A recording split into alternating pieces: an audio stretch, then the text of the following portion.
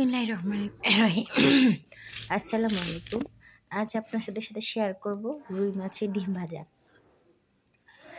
এখন বিসমিল্লাহ শুরু করতেছি। আমি ডিমগুলো কুটে রাখছি, ধুয়ে রাখছি সুন্দর করে।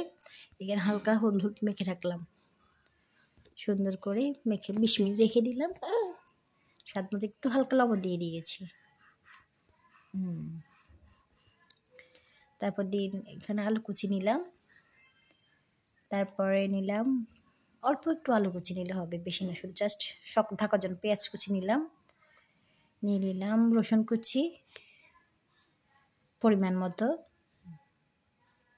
ধনিয়া পাতা কুচি, টমেটো কুচি, লাল টমেটো কুচি, সবুজ টমেটো কুচি, কাঁচামরিচ কুচি নিয়ে নিলাম, ধনিয়া গুঁড়ো, মরিচের গুঁড়ো, হলুদ গুঁড়ো নিয়ে নিলাম। সব কিছু একটু দেখাই দিলাম, আপনাদেরকে শেয়ার করলাম। চাইলে আপনারা এখান থেকে কমও দিতে পারেন, বেশি দিতে পারেন। এই যে আমি সব উপকরণ স্কিপ করে নিলাম। এখন চুলায় প্যানে দিয়ে দিলাম, হালকা তেল দিলাম পরিমাণ মতো।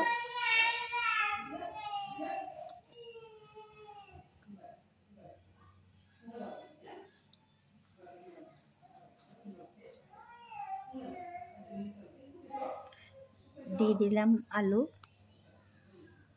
নেড়ে ছেড়ে।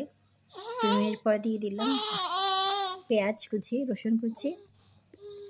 5 মিনিট পরে বাদ বাকিগুলো দিয়ে দিব। দিয়ে দিলাম কাঁচা টমেটো, কাঁচামরিচ।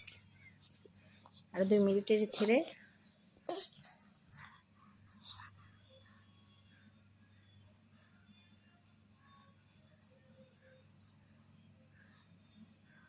দিয়ে দিলাম হলুদ গুঁড়ো, মরিচ গুঁড়ো, ধনিয়া গুঁড়ো।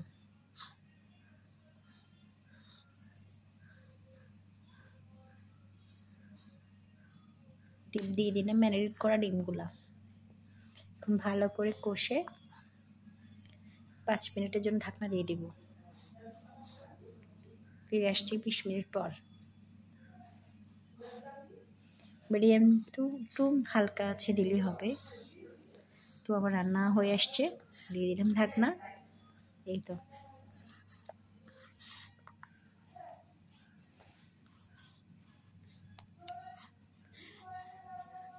হয়ে গেছে আমার রান্নাটা।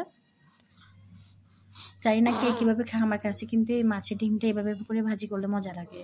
আরেকটা ভালো লাগে কি, শক্ত করে ভাজি করলে। তো একটু পোড়া পোড়া করে নিব, আর 2 মিনিট পরে এই তো পোড়া পোড়া হয়ে আসছে। এখন নিয়ে নেব খাওয়ার জন্য।